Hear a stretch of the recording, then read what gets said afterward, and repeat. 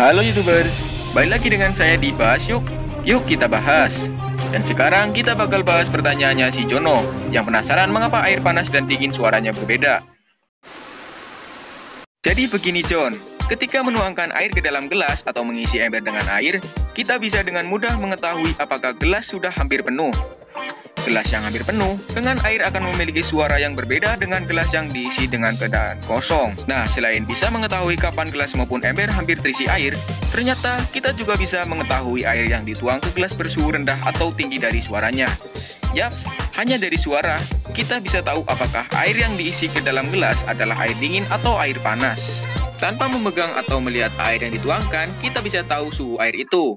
Saat dituangkan ke dalam gelas, air dingin atau air yang memiliki suhu ruang akan menghasilkan nada rendah. Sebaliknya, air panas akan menimbulkan suara yang lebih tinggi ketika dituangkan ke dalam gelas. Ternyata, ada sebuah faktor yang menyebabkan kita bisa tahu suhu air hanya dari suaranya saat dituangkan ke dalam gelas atau wadah lainnya. Saat air dituangkan ke dalam gelas dan menimbulkan suara yang berbeda, hal ini bukan disebabkan karena perbedaan bentuk gelasnya.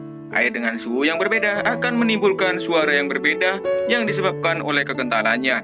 Kekentalan suatu cairan akan memengaruhi bagaimana cairan itu mengalir dan hal ini juga akan mengaruhi bunyi atau suara cairan tadi. Tahukah Anda, air dingin ternyata memiliki kekentalan yang berbeda dengan air panas. Sedangkan tekstur air panas tidak akan sekental air dingin.